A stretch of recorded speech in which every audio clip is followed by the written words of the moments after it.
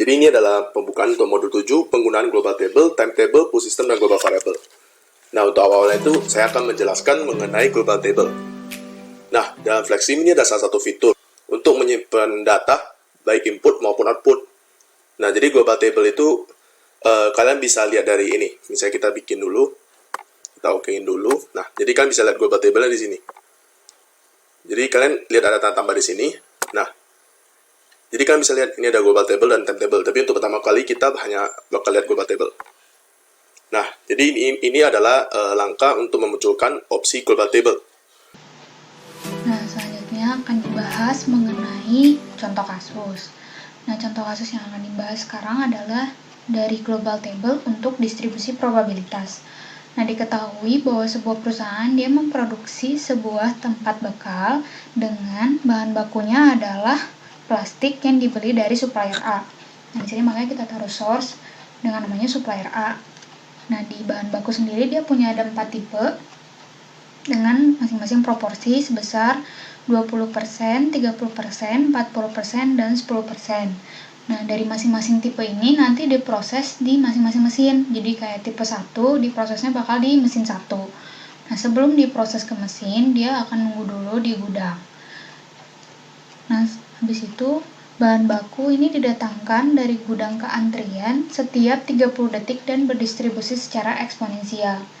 Nah, jadi di sini kalian masukin di inter-arrival time-nya eksponensial dengan location-nya berarti 0, scale-nya 30, rata-rata ini kita masukin ke dalam scale dengan stream-nya ini bebas. Kalau misalnya kalian mau tetap jadinya yang get current itu juga nggak apa-apa, atau kalian mau ganti jadi 0 juga boleh.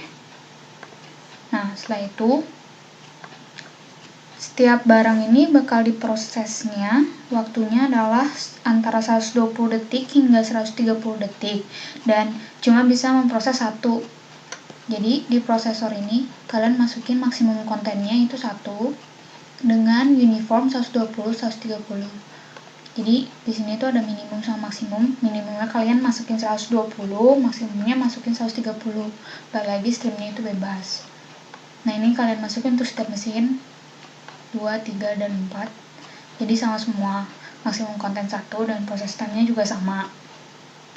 Nah, setiap barangnya udah selesai, dia bilang dia akan disimpan di gudang yang diwakilin dengan sink. Nah, ini kita masukin juga sink.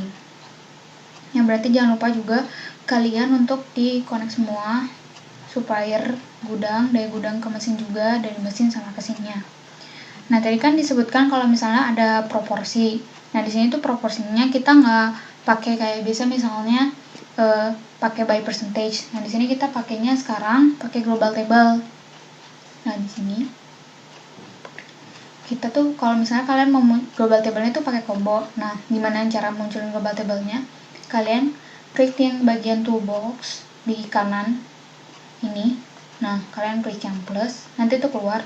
Nah, di sini tuh ada global table. Kalian klik. Nah, tampilan awalnya itu adalah kayak gini. Nah, buat ganti nama global table-nya itu bisa kalian ganti di sini. Misalnya kayak tadi combo. Terus buat nambahin row sama kolomnya, kan kalau sesuai dengan yang ada di modul, si kolomnya tuh ada 2, terus si baris itu ada 4 kan. Nah, ini kalian bisa tambahin di sini. Ini buat row-nya. Ini buat kolomnya. Nah, kalian bisa isi sesuai dengan yang tadi proporsinya. Nah, untuk distribusi probabilitas, kolom 1 itu pasti menggambarkan si proporsinya. Kolom kedua itu pasti menggambarkan tipenya. Jadi kalian masukin angkanya jangan sampai salah, karena kalau misalnya nih kalian coba, kalian ubah di kolom satunya, kalian masukinnya itu adalah si tipenya, dan si proporsinya itu kalian masukin di kolom 2, nanti nilai tipenya malah adalah yang nilai proporsinya. Nanti kita bisa coba juga. Nah, ini kalian misalnya udah masukin yang ini kan, ini kita udah lihat karena kan namanya sama. Nah, yang tadi global table-nya kan berarti harus kita definisiin juga. Nah, kalian definisinya berarti di supplier. Di supplier kalian tambahin di triggers. Nah, triggersnya tuh di on creation. Jadi kalau di on creation itu di definisinya pada saat dia akan dibuat, dia akan set item type-nya dengan color-nya. Nah, di sini kalian bisa pilih di data, terus yang set item type and color. Kalian klik, dan dia bakal keluar kayak gini. Nah, involve-nya tetap item, karena kan ini kita keluar langsung dari itemnya, bukan pakai label. Terus item type-nya, ini kalian pilihnya the empirical, terus kalian masukin nama yang global table kalian tadi. Jangan lupa pakai tanda kutip, terus masukin namanya. Nah, kenapa dipilihnya the empirical? Karena kan ini distribusinya adalah distribusi yang kita tentuin kan, maksudnya yang udah ditentukan di soalnya tadi, bukan distribusi yang kayak misalnya uniform, eksponensial, dan lain-lain gitu. Nah, ini makanya kalian tinggal masukin kayak gini. Udah tuh kalian tinggal klik OK aja. Nah, selanjutnya jangan lupa juga di gudang ini kan flow-nya tadi kan kalau setiap tipe tuh dia bakal diproses sama mesinnya masing-masing kan. Nah, ini kalian pilih yang port by case. Nah, di port by case ini berarti kan itemnya item .type, karena kan tadi kita langsung kan udah kedefinisiin item type-nya. Nah, ini case-nya itu adalah 1, 2, 3, 4, dan portnya masing-masing sama angkanya, 1, 2, 3, 4. Nah, kalian juga harus pastiin berarti di output ports-nya, jadi pas kalian ngehubungin dari gudang ke masing-masing prosesornya, urutannya udah kayak dengan yang kalian definisiin di trigger tadi belum, di yang flow tadi belum. Nah, misalnya kan di sini 1 tuh berarti mesin 1, berarti udah bener kan? 2 juga di mesin 2, 3 mesin 3, 4 mesin 4. Nah, ini kalian bisa rubah-rubah juga. Misalnya kalian mau urutannya itu enggak kayak gini juga, kalian tinggal ubah aja. Jadi pastiin aja sama yang sesuai dengan kalian definisiin di flow-nya yang di port by case. Nah, kalian ini tinggal jalanin aja. Nanti kan keluar nih. Nah, ini tuh kalian bakal ngeliat nih tipe 1 dia bener kan di prosesinya itu di mesin 1. Terus nih tipe 2 dia diprosesnya di mesin 2. Yang tipe 3 di mesin 3. Tipe 4 nih di mesin 4. Nah, berarti itu global table-nya udah bener. Nah, sekarang misalnya kalian mau cobain tadi yang si kolomnya kita rubah, ini jadi tipe, ini jadi proporsi.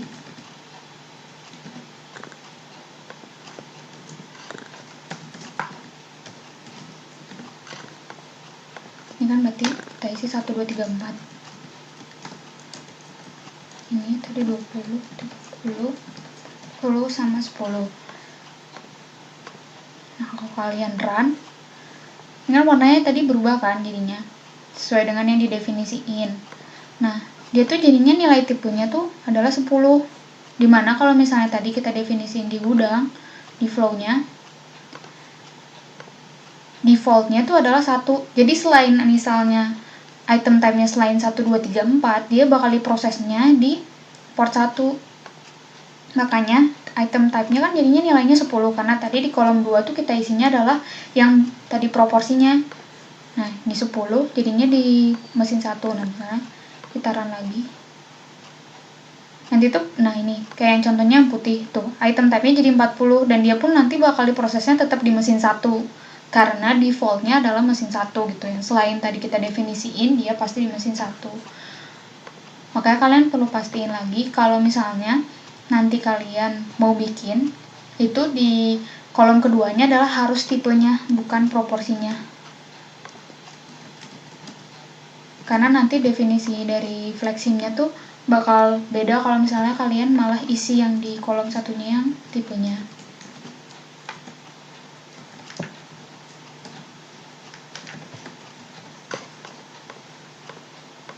Nah, balik lagi kan, kayak gitu. Oke, selanjutnya kita bahas contoh kasus modul 7A untuk yang ke 1B, routing ya. Jadi di sini ternyata global table pun bisa digunakan untuk kasus routing atau urutan mesin yang digunakan dalam sebuah proses. Nah, di sini diceritakan bahwa perusahaan X memproduksi 3 macam baby device di mana produk tersebut akan melalui sejumlah stasiun kerja untuk diproses. Terdapat 5 stasiun kerja. Langsung aja kita masukkan prosesor 5 buah seperti pada gambar 9.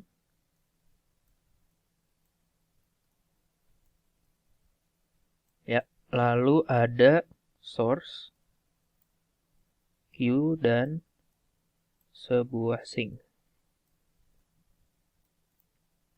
Nah, jadi di sini koneksi yang kita buat adalah dari source barang akan menuju queue, lalu akan sesuai urutannya nanti.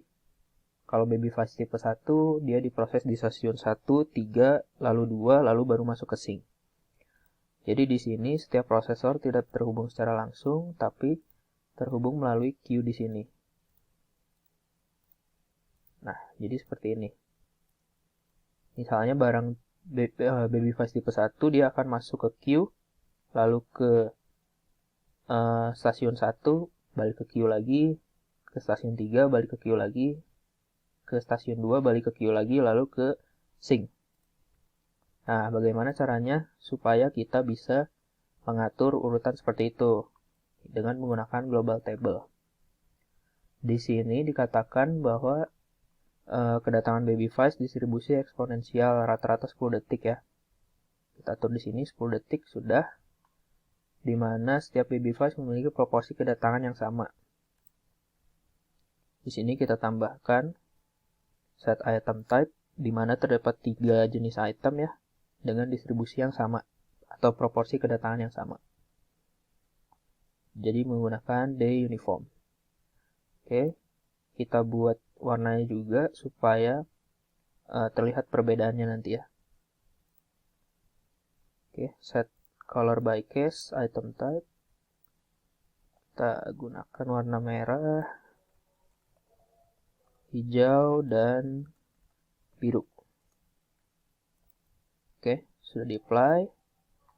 Lalu kita ikuti sesuai dengan contoh di modul ya. Jadi pertama-tama kita harus mendefinisikan object label dari flow item. Nah, apa gunanya? Yang barusan kita definisikan itu hanya item type-nya saja. Tapi kita di sini perlu mendefinisikan juga urutannya, urutan dari setiap proses yang akan dilewati oleh item tersebut. Nah, di sini kita akan tambahkan sebuah label ya. Di flow item bin-nya sebuah label. Kita tambahkan number label dengan namanya step. Value awalnya 0. Kita oke-kan. Oke, jadi setiap barang sekarang punya label namanya step. Nah, step ini akan bertambah saat dia masuk ke dalam queue. Jadi di sini di triggernya pada bagian on entry kita tambahkan value dari si item label step tersebut sebanyak 1. Jadi begitu dia masuk ke queue, artinya dia masuk ke step selanjutnya. Kayak gitu ya. Oke, sudah. Lalu kita lanjutkan lagi untuk memasukkan urutannya ke dalam global table. Caranya adalah di bagian view di sini kita pilih toolbox. Yang tanda plus di sini kita add global table. Kita buat global table-nya seperti di gambar 12. Di mana terdapat 3 baris dan 5 kolom. Begitu. Di mana kolomnya mewakili step 1, step 2, step 3, step 4, dan step 5. Oke, lalu row-nya di sini merupakan jenis Babyface-nya. 1, 2, dan 3. Lalu kita masukkan Babyface 1 ini dia akan melewati proses mana saja. Di step pertama, dia melewati ke stasiun 1, lalu stasiun 3, lalu stasiun 2. Nah, lalu di step 4-nya ini, kita gunakan angka 6 untuk menandakan bahwa dia sudah selesai stepnya, atau dia masuk ke sink. Lalu untuk Babyface 2, itu 1, 2, 4, selesai. Babyface 3-nya 2, 4, 3, 5, lalu selesai. Oke, di sini global table sudah selesai. Kita beri nama global table-nya dengan nama routing. Ya, kita beri nama routing. Oke. Nah, selanjutnya berarti kita harus memasukkan nih global table-nya ke dalam fungsi di dalam queue. Nah, supaya kita bisa lihat tadi di bagian output sini dia ada urutannya ya, prosesor 1, 2, 3, 4, 5 sampai yang ke-6 sync. Makanya ketika prosesnya sudah beres, di step selanjutnya dia akan langsung masuk ke sync atau ke urutan 6 ini di output ports-nya. Oke, kita ke bagian flow untuk memasukkan global table-nya, karena yang mau kita atur di sini flow barangnya ya. Kita gunakan by global table lookup. Tabelnya kita ganti dengan nama tabelnya tadi routing.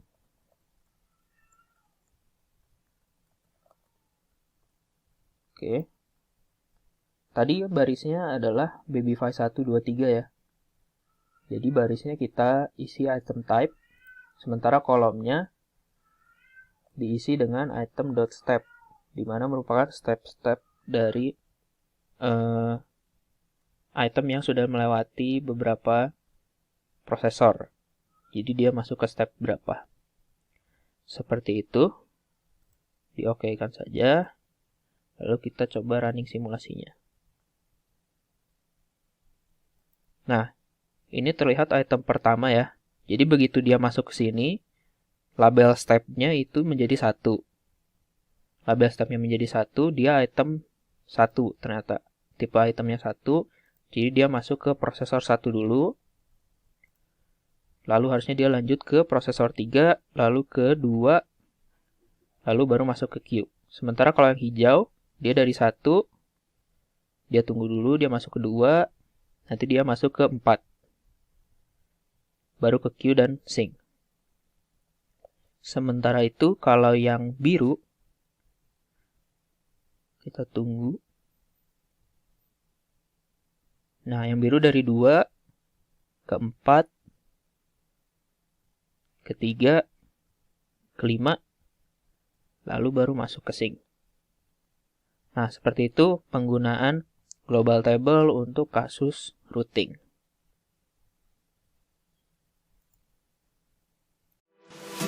Nah, selanjutnya akan dijelaskan mengenai contoh kasus untuk pengaturan proses pengepakan atau picking inventory proses.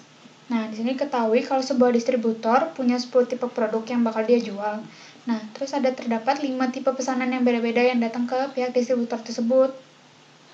Proporsi tiap tipe pesanan ini sama, dengan waktu antar kedatangannya adalah eksponensial, rata-rata 30 detik. Kalian nanti bikin layout sesuai dengan contoh yang ada di modul, yaitu yang pertama tuh customer, terus kemudian ada 10 produk. Nah, soalnya tuh kan satu pesanan, dia tuh kan ada kira-kira komposisinya mungkin adalah dari jumlah 10 produk ini kan yang mungkin beda. Makanya kita butuh satu source yaitu customer. Di sini tuh gunanya untuk bikin istilahnya wadah untuk si produk-produk ini yang nantinya bakal kita gabungin di combiner gitu. Nah, setiap tipe jenis pesanannya itu ada komposisinya kan, kayak produk 1 tuh berapa, produk 2 berapa. Itu bisa kalian lihat di tabel 1. Dimana nih contohnya, kalau customer 1, dia tuh butuh produk 1 sebesar 1, produk 2, 2, produk 3, 0, dan juga seterusnya. Nanti buat ngedefinisiin tabelnya, kita bakal pakai global table. Nah, pertama setelah kalian bikin layoutnya, ini kita klik dulu yang di customer. Tadi kan dibilang kalau misalnya pesanannya tuh dia datang dengan distribusi eksponensial rata-rata 30. Berarti kan istilahnya customer-nya tuh datang setiap distribusi eksponensial rata-rata 30. Kalian tinggal isi di sini. Si scale-nya 30. Stream-nya itu bebas, kalian mau ganti jadi 0 atau enggak. Itu bebas, terserah gimana kaliannya.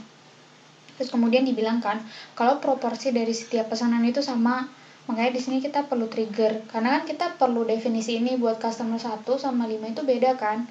Nah, kita definisiinnya di sini Jadi kalian on creation, klik yang data, terus set item type. Jadi kalau misalnya dicontohin data terus set item type, nanti kan bakal keluar kayak gini nih. Objeknya ya pasti item. Tipenya tuh adalah kita mau bagi-bagi berdasarkan proporsi yang sama, yaitu uniform dari 1 sampai 5. Makanya jadi langsung aja deh uniform 1,5. Nah, terus disebutin kan kalau misalnya per produk itu dia maunya beda-beda warnanya. Berarti kalian di produk bakal ada trigger lagi. Tapi dia nggak bilang inter-arrival time-nya berapa, cuma dia bilang kalau persediaannya tuh pasti memenuhi untuk kebutuhan setiap konsumennya gitu loh. Jadi di sini inter-arrival time-nya langsung aja eksponensial 10 gitu.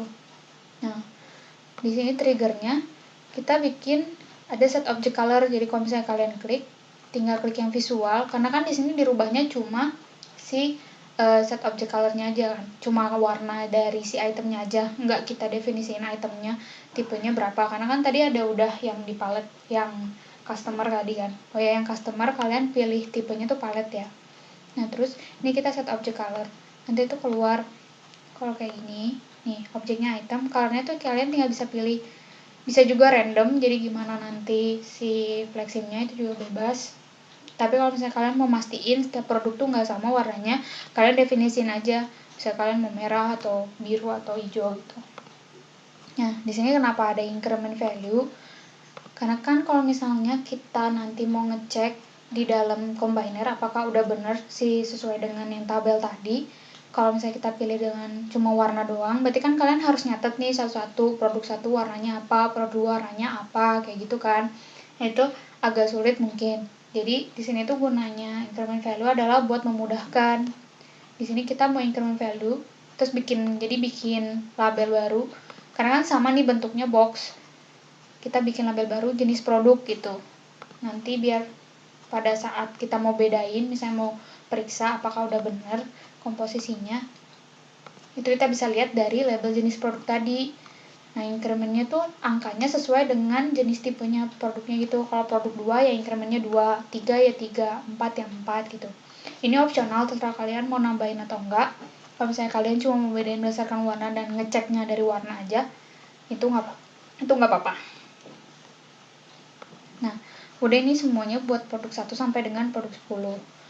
Nah, terus kan di sini kalau di combiner biasanya kan kita harus definisiin kita butuh berapa produk kan di combiner sininya. Nah, kan dia tuh berubah tergantung dengan si jenis customernya. Makanya di sini kita perlu yang namanya global table. Buat nanti kita definisiin, kita di triggernya definisiinnya. Nah, terus juga perlu diperhatikan proses time-nya kan di sini nggak didefinisin harus berapa. Jadi kalau di sini sesuai dengan default aja yaitu 10 detik. Nah, karena kita mau bikin global table, jadi kalian klik aja di sini tambahin global table. Nanti kalian tambahin rows-nya tuh 10, kolomnya 5. Jadi untuk baris itu tuh untuk definisiin jenis produknya, dan untuk kolom ini definisiin si customernya gitu. Jangan sampai ketukar karena nanti bakal definisinya salah, di flexingnya bakal ngebacanya salah. Nah, ini kalian masukin aja sesuai dengan tabel yang ada di dalam modul produk 1 untuk customer 1 berapa. Nah, udah ini kalian definisiin di combiner kan, klik yang trigger, di pas dia masuk nih produknya misalnya atau si paletnya. Ini kalian update combiner component list misalnya nih ya, nih update combiner component list. Nah, kan nanti ada tabel, dia minta tabel name-nya apa, kalian klik aja yang order. Misalnya kalian udah rubah yang tabel tadi namanya jadi order, ini tinggal di klik OK aja. Nah, udah itu kalian bisa di run. Nah, maksudnya ngecek itu adalah misalnya kalian mau ngecek nih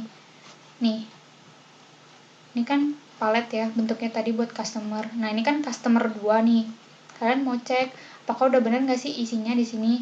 Nah, kalau misalnya kalian ngecek cuma berdasarkan warna, kan berarti tadi udah dibilang harus nyatet lagi kan warnanya warna apa.